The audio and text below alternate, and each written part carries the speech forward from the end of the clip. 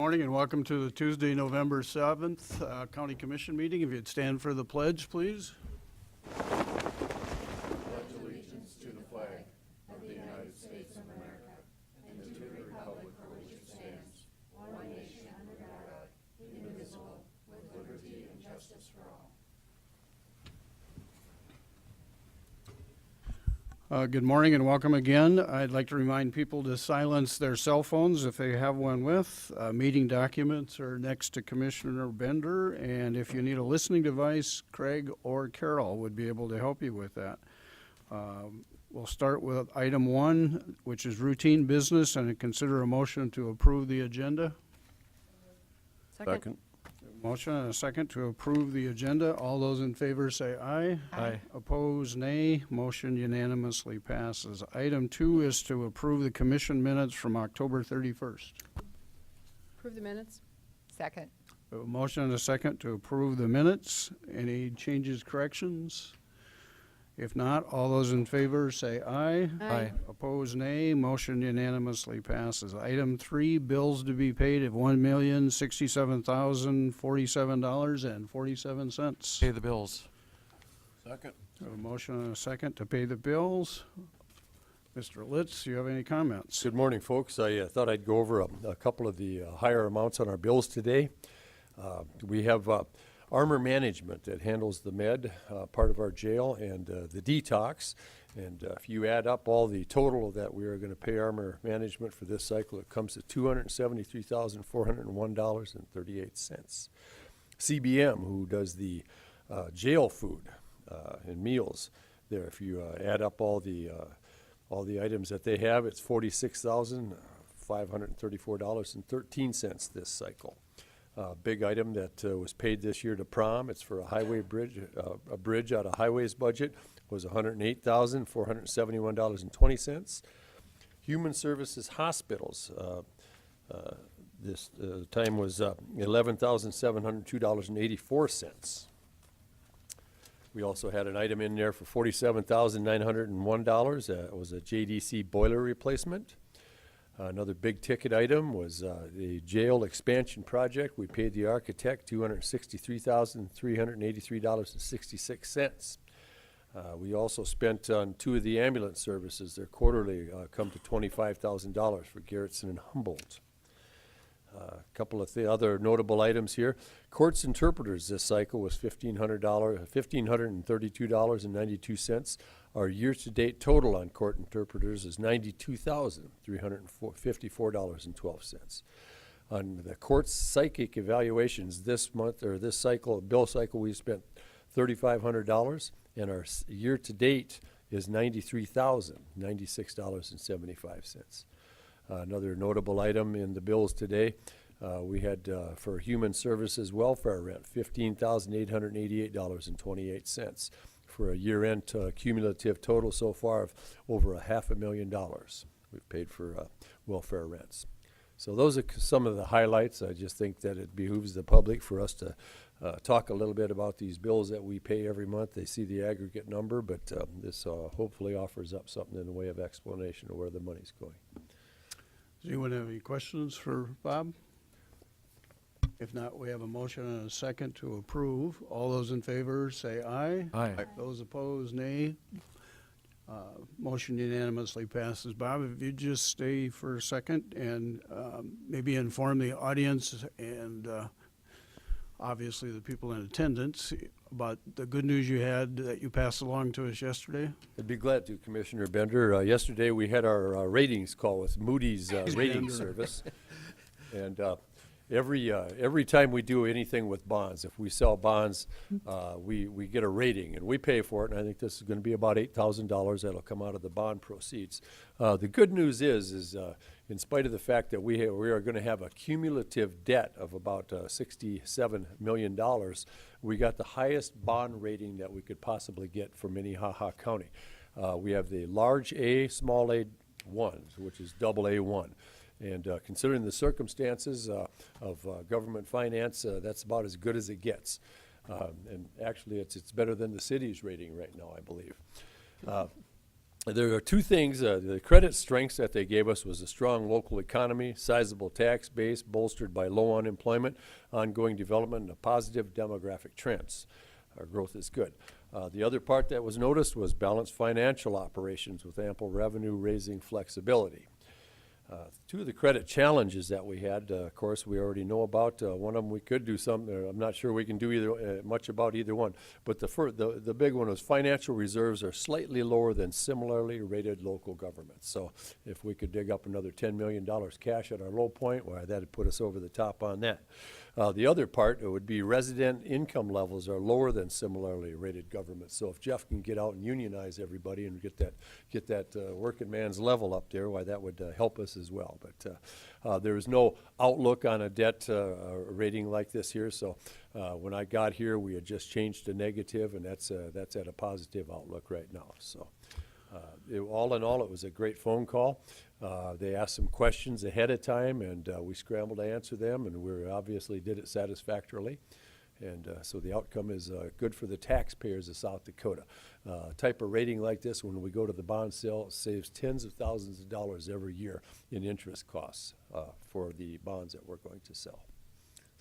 Well, on behalf of the commission, we want to thank all of the staff and specifically the directors for maintaining a balanced budget for one thing and producing a positive cash flow. It does make a huge difference to us over the next 30 years or more with having that kind of rating potential, if you will, and that is the best we've ever had, I think, as long as I've been around. But anyway, the commission really appreciates everybody's involvement in that. It takes a village to make that happen, and we appreciate the people involved in doing that. So. And to Commissioner Bender, I'm sorry about, being recognized. That's an insult for you, that's for sure. But thank you to everybody who made that work, because it's awesome that we'll be able to do that, especially now when we're coming up with a bond issue with the jail. So thank you again. Thank you. Item 4 is Minnehaha County Highway Construction Project Report for November 2017. That is a report, and the Minnehaha County Ambulance Oversight Report for April through June. Item 5 are personnel actions. First item is consider a motion to approve the routine personnel actions. Is there a motion? Motion to approve. Second. We have a motion and a second to approve routine personnel actions. All those in favor say aye. Aye. Those opposed, nay. Motion unanimously passes. Item B is to recognize the significant employee anniversaries for November 2017. Good morning, Carrie. Good morning, Carrie Deaver from Human Resources. We have the following significant employee anniversaries for November. We have John Shields in Facilities celebrating 5 years of service, Samantha Kastner, Sam Hemingway, and Nathan Kruger, all COs in the jail celebrating 10 years of service. We have Trish Oltoff from IT celebrating 20 years of service, and Steve Williams from the Highway celebrating 35 years. And I believe our only attendee today is Trish. So our gratitude goes to all of them. Trish, do you have a few words? You sure you don't want to talk? Please. I'm going Thank you for your years of service, Trish, and thank you to everyone else and their anniversary and their support. It's awesome. And I'll give you a couple more minutes to think about. No? Okay. Item C is to record the volunteers in the county department for October. I'm thinking this might be the most we've ever had. I know we've come close to 300 before, but we have 297 volunteers in 5 departments. So we're definitely getting up there. We're very fortunate to have that many people help us with so many programs to help us maintain cost, if you will. So that's awesome. Thank you, Gary.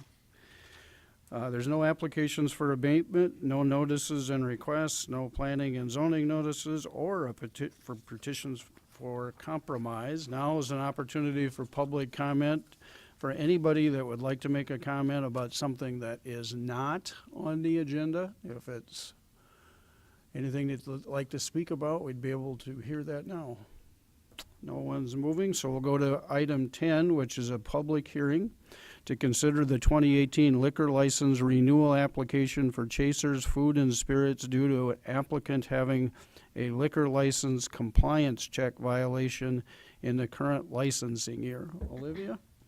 Yes, so as you read, Chasers Food and Spirits did have a liquor license compliance violation check in July of 2017. They did knowingly serve to somebody underage at that time. They have paid their $1,000 fine to the South Dakota Department of Revenue, as well as their $1,500 renewal and $60 advertising fee to Minnehaha County.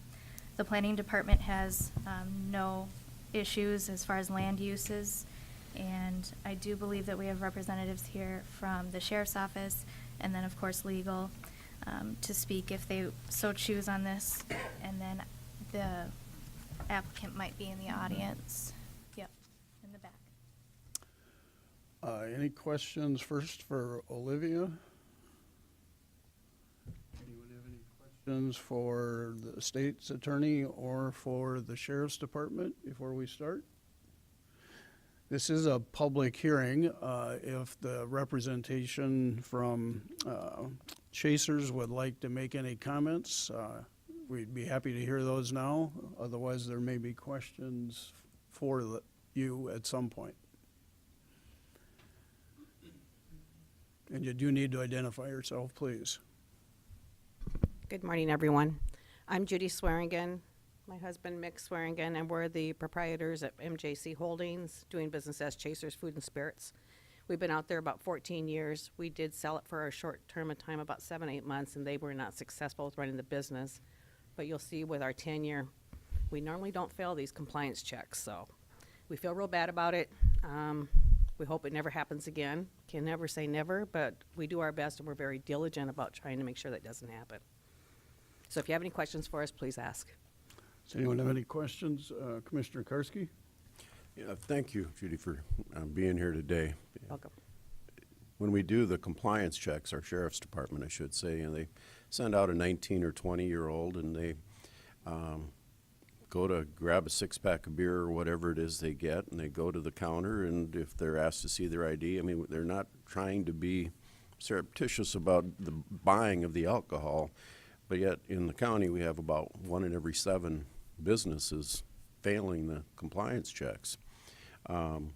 It's $1,000 out of your profit, which I'm sure that's not a check that's pleasant to write when you know, yeah. It's a serious issue in our county and in our city, but just what you mentioned, you don't want it to happen again. What specifically, what type of training, is there any sort of programs or incentives or disincentives for people if they pass or fail a compliance check? Well, in our case, Judy, you're going to have to come a little I closer to the apologize. mic. I'm Everything's sorry. pretty quiet in here. Even the microphones up here don't carry back there that much, so I apologize. And of course, I'm not used to being at these type of situations. So, but with that said, I guess in our case, we only have a staff of 2 that are, well, actually only one that's full-time. And we've shown her over and over again how to use checked IDs and so on. We are a restaurant and lounge. So for us, we're not a convenience store where we have that little machine where you can just check them. You'd have to bring everybody up there. And we consider it, though. So don't say, I will never say never on that either. We do consider it. We do keep a clock up that tells you what birth date and coming forward type thing. This was a goof on the bartender's behalf. He feels real bad about it. He's a college student that has always kept himself really clean when it comes to not having any marks against him because he wants to do well when he graduates from college. And it was a situation, she came in, she sat down. I myself thought she looked older than 30, but he looked at her ID and then he came back to her. I couldn't hear the conversation. He said to her, "Is that a 5 or a 6? Or is that a 5?" And she says yes, or something like that. Like I said, I couldn't hear the conversation. It was a Minnesota license, and they have a variegated background color. So that's what made us consider maybe getting a machine eventually to check those kind of things, because it shouldn't have gone by him. Does that answer your question, or is I getting just too And I wordy? don't know how Minnesota licenses are. You know, in South Dakota, if you're of age, I it's know. this way. In Minnesota, it's that way. I guess I'm not too sure what Minnesota licenses. Right. do, Way up so- in the corner, left-hand corner, they do have it in red lettering. We found that it does say under 21. Okay. And she was within like 30 days of her birthday to be 21. Okay. It's just one of those things that timing was awful, and he pled guilty to go back to school, and we paid the fine and moved on, and we feel awful about it. We don't like that blemish against us because we've been doing such a great job of keeping the business running clean that I don't know what to tell you. If you can ask me more questions, I'll answer any questions you have. Appreciate you being here. Thank you. You're welcome. Any other questions? I think, Jeff, did you had one first? Well, I'll let Cindy go. I'm going to make some more comments there, Commissioner. probably. So, Coming. Absolutely. Just curiosity, do you know how much those machines cost? I mean, is it something, I have no idea, so I mean. We're not yeah, sure yet you're either. not We're either. talking to a few people that have a convenience stores that use them to see which brand is the best one to utilize, and then check into it that way. I'm kind of a real shopper when it comes to that. Like he said, writing that $1,000 check hurt a lot. Yeah. Because I'm a bargain shopper, so I'm going to find the best service and then pay accordingly. I know I was in a bar in a airport, but it was a restaurant bar, and we actually, everyone at the table had to go up to the bar and slide our card, which seemed crazy because we were in a restaurant bar. We all had to go up to and slide our card in order to get our drinks. But thank you for coming, and I'm sorry it happened. Obviously, we don't want to see it happen. It's a bad deal, and we don't want to see anybody hurt because of it. So. Commissioner? Thank you for being here. And I tell you, one of the problems is that we've had such a huge escalation in this issue this year. I don't remember another year where we've had more than 3 at a time, and this year we've had 15 so far. Now, you guys are in the county. Some of the other violators were, in the communities of, say, Del Rapids or Hartford, which the county polices them, but we don't do their licensure, if you know what I mean. The city councils there do. The city of Sioux Falls does their own. But we went from, say, 3 to 15 this year. We had 8 fail one time and 7 another. And it seems like there is an escalating problem. And I say this often, I drink plenty. And I prefer to drink at a bar, but I try to get a ride home. I do get a ride home. The fact is, though, that it seems like things are getting worse in our community. And, just in today's paper, there's a number of alcohol-related issues with, fatalities in one occurrence, actually in 2 occurrences, and a person severely beaten in another. And it just seems like, and there were underage people involved in the beating one, and I know that it's estimated that 20 to 25% of all liquor is consumed by underage people. Meanwhile, at least from the point of view of the county, we don't get any revenue from the sale of alcohol. We do get a little bit. We get $600,000 through excise tax shared with the state. But it's certainly not covering the costs that we have as we incarcerate, prosecute, defend people who have violated laws under the influence of booze. And so I'm chewing you out a little bit here, but it's my job. And I expect that you guys will do a great job going forward. But, there's the tax issue. There's also the dram shop protections that we provide in this state. In another state, in most other states, if someone is overserved and leaves the place and kills someone, the bar is liable. In this state, you're exempted from that problem. If a doctor in this state takes off the wrong leg during surgery, he can be sued. But if someone takes off from your bar and kills someone a block away, there's no liability for you. And I'm just chewing you out here. But these are issues that I think are unaddressed in our state, and we as a community need to do a better job than we are doing. And if I may address that, I can assure you that, I can't assure you 100%, but we have such a good clientele, and they come there to eat, and if they do plan on having more than 2 cocktails or drinks or however you want to refer to them as, they have a designated driver, or they have their 16, 17-year-old child come at 9:30, 10 o'clock to pick them up, or their 18-year-old come pick them up. and then they leave again. So they've been very diligent about making sure that they have a ride to go home, and we feel very good about that. Thank you. And good taxi services now, so. Any other questions for the petitioner? This is a public hearing, so if anyone else would like to make any comments either for or against the liquor license renewal, we'd be happy to hear that.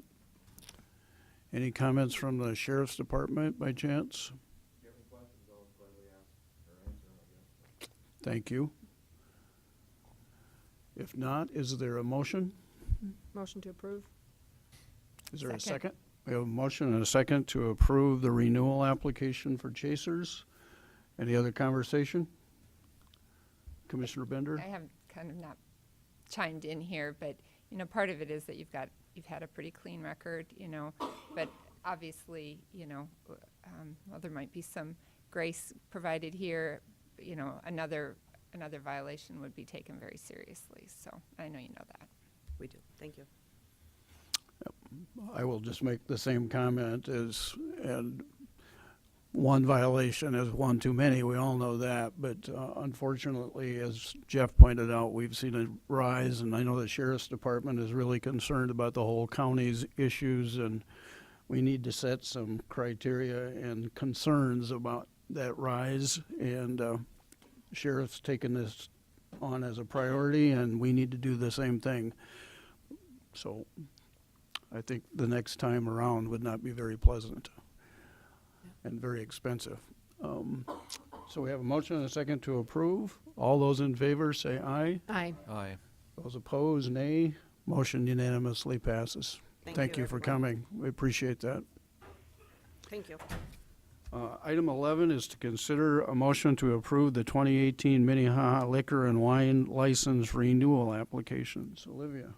Yes, this is the annual renewal process for these establishments. It's the 2018 liquor and wine renewals, and none of these locations have received any violations, so that's good. Just to briefly go through, we have the Alibi, Badlands Motor Speedway, Baltic Corner, Blue Haven Barn, Bottoms Up, Crooks Conservation Club, Monarch Lounge, Great Life, Red Rock Bar and Casino, River Ridge Golf Club, the Riviera, Safari Bar, Sioux Empire Fair, and Wildwater West. Thank you, Olivia. Anybody have any questions, Commissioner Olivia, Barth? is there a different rate for renewing a liquor license compared to a beer and wine license? There is. The liquor license, it depends on how close you are to the municipality. So, for example, a location that is closer to Sioux Falls is going to pay a higher amount than, say, Hartford. Right. Areas like that. So, for liquor, it's $1,500. The closer you are to Sioux Falls, it's $1,200 or $500 for smaller. For malt beverage, I'd have to look in my notes, but it is a different amount, and I don't believe it's over $1,000. But I can pull it up here and look. Commissioner Barth, you have a question? It seems to me that it's $50 in the city to get a beer license. I'm not sure, but. I don't remember. Give her a second to look. Yeah.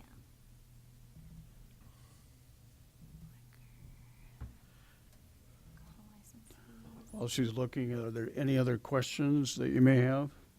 Any Mr. concerns? Mr. Chairman, you know, I wonder if they're not actually selling any product, if they shouldn't, you know, give back their license. I look at Badlands Motor Speedway. They've had one event there this calendar year, so they're clearly not on a regular basis selling anything there. But Olivia? I think I may have an answer for you on that. I think the reason they're keeping it and choosing to renew it is because when the time comes to sell the property, they'll want to transfer the license as Sure. opposed to not have it. And then I did find the renewal fees for malt beverage, which comes up in the spring. So for retail on-off sale, it'd be $300. For package off sale, it's $200. For packaged malt beverage in South Dakota wine, it's $225. And for on and off sale malt beverage in South Dakota wine, it's $325. So for malt beverage, it's significantly cheaper than liquor. I say, Any other questions? Commissioner Karski? And Commissioner Barr's comment about, if a license sits inactive or unused for a period of time, I know the liquor industry in South Dakota has a pretty strong lobby at the state level legislatively, but, that's an interesting question. I don't know if our legal counsel has any insight into, does it have to be used or what? Mr. Chairman, Go ahead.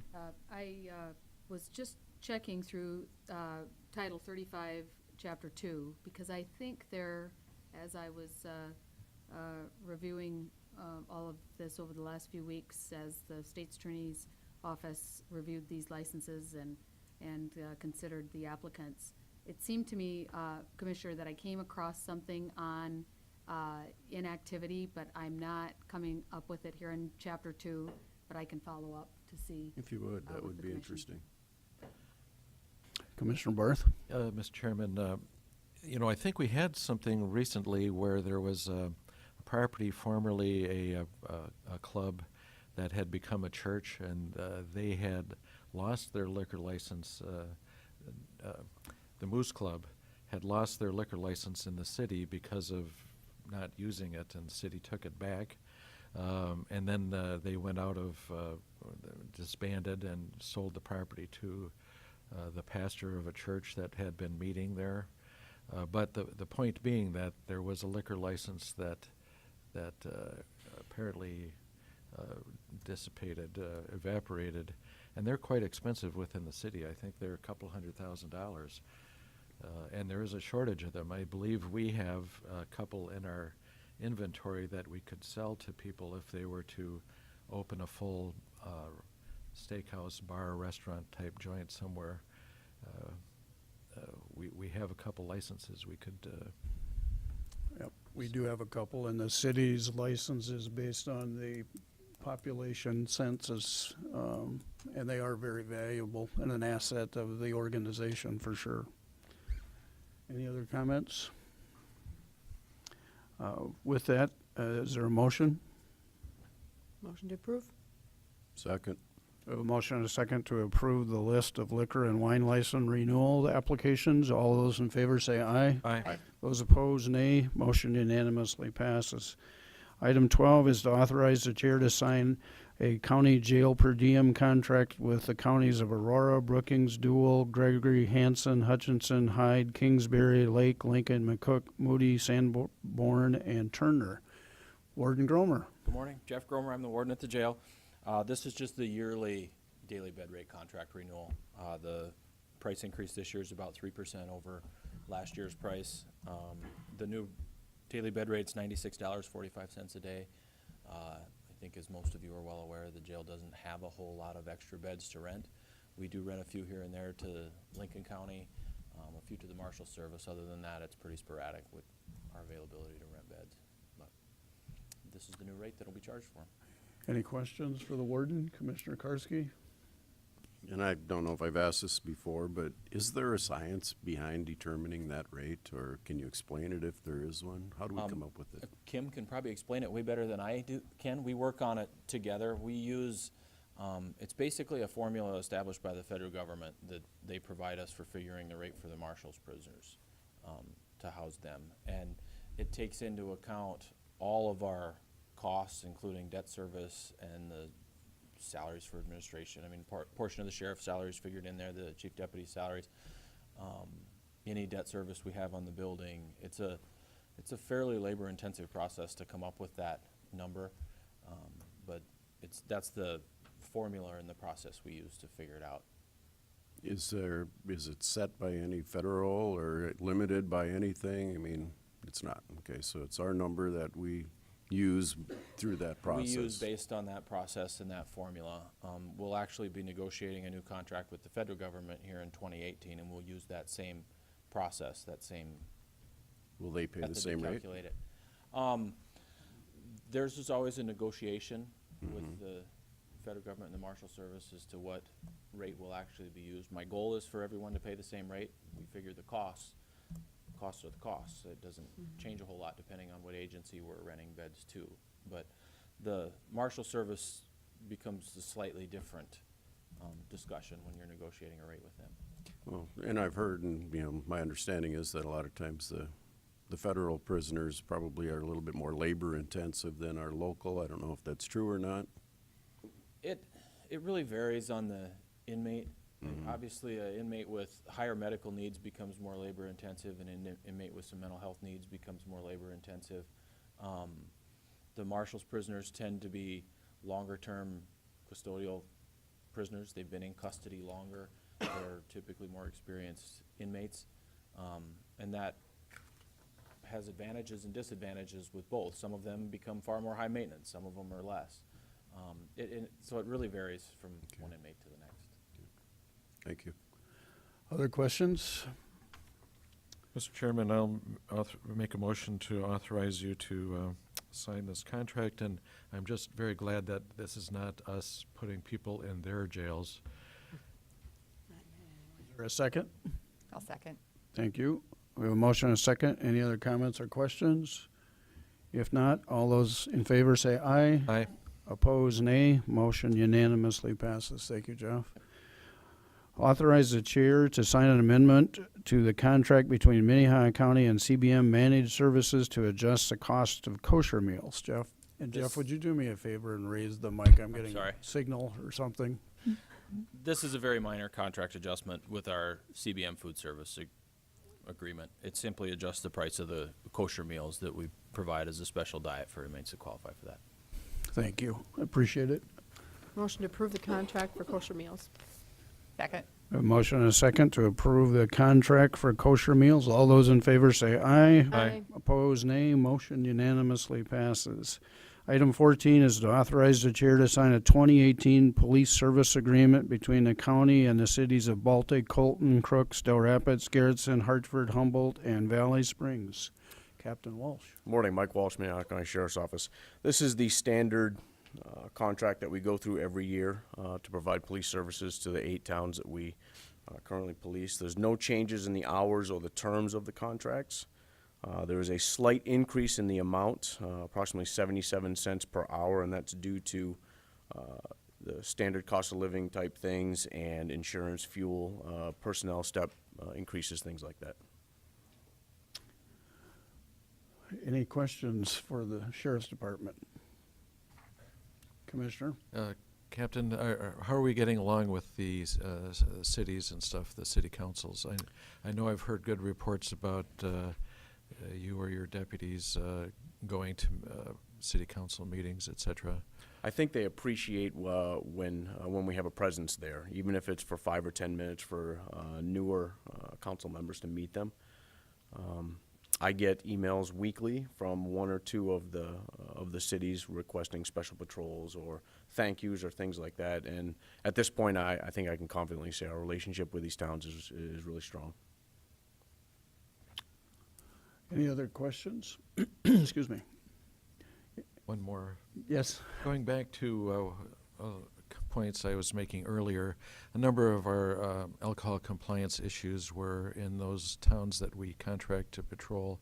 Have you had any feedback from those communities as to their licensure situations, or are they happy or unhappy that we have found such an increase in problem? I've had no feedback whatsoever, pro or con, against it, sir. Thank you. Yes, sir. Commissioner Karski? Logistically, if we have, say, somebody up in Del Rapids and they receive an assistance call from another sheriff's deputy or highway patrol, are they permitted to leave, or how does that work? They are, sir. We try to restrict it as much as we can because Del Rapids, they contract for a lot of hours. But there is an understanding that if a deputy's in trouble or a deputy needs backup until another deputy who might be farther away can get there, we will send them out of Del's, but we'll send them back just as soon as we can. And you'll see that sometimes in our contract logs, some breaks in service for an hour and 15 minutes, things like that. It does happen occasionally. Okay, thank you. Yes, sir. Other questions? Is there a motion? Make a motion to approve? Second. We have a motion and a second to approve the contract between the county and the cities listed. All those in favor say aye. Aye. Aye. Opposed, nay. Motion unanimously passes. Item 15 is to authorize the chair to sign a food service contract between the County Juvenile Detention Center and CBM Managed Services. Jamie Gravitt, Director of the Juvenile Detention Center. This is our yearly contract with our food service management that is part of the school lunch program that we're a part of. This year we had to complete an RFP. It was quite a process and a learning process for me. Initially we had no one submit bids, which was odd because CBM usually always does. They did not receive the proposal, which again was odd. They were mailed out to, we're required to mail them out to any contract. There's a list of contractors that the state requires us to send them to, and they were one of them, and it was sent to them. Once I went through the process of discussing with our legal and then the Department of Education what my process could be since I received no bids, I contacted CBM and they were interested. We went through the process of getting a contract to learn that we have to make the RFP the contract, and so it was kind of a mess, but we got it all accomplished now, and I'm asking that you approve that contract. Thank you, Jamie. Any questions for him? Make a motion to have you sign that contract, Mr. Chairman. Is there a second? Second. We have any other questions? If not, all those in favor of the contract between juvenile detention and CBMs signify by saying aye. Aye. Opposed, nay. Motion unanimously passes. Thank you Thank for you. the extra work. Item 16 is to consider a motion to authorize the application for 2019 contractual grant funding from the South Dakota Weed and Pest Commission. Good morning, Commissioners. Ralph Hammer, Weed Supervisor. This is the fiscal year grant for 2019. The Weed and Pest Commission approved $330,000 for this contractual grant, divided evenly amongst the counties. If every county brings in the 2 people they need, it's $5,000 per county. Thank you. Any questions for Ralph? Is there a motion? Motion to approve. Second. Motion and a second to approve the application for a 2019 contractual grant from the state. All those in favor say aye. Aye. Those opposed, nay. Motion unanimously passes.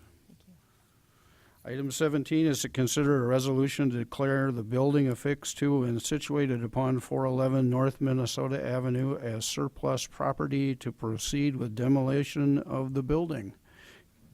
You're not Craig, you look like Carol. Right there. Right here. He just got called out of the room. Oh.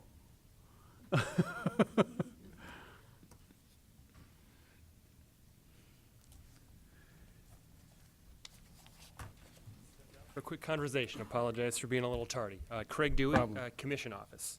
Before you today is a request to declare the building affixed to and situated upon 411 North Minnesota Avenue as surplus property. After I run through this explanation, I'd be more than happy to read the declaration if that would be helpful. On November 1, Minnehaha County purchased the property at 411 North Minnesota Avenue in preparation for the jail expansion. And due to parking being decreased for construction staging and where the jail expansion will ultimately sit, this property at 411 North Minnesota Avenue was purchased to turn into a parking lot.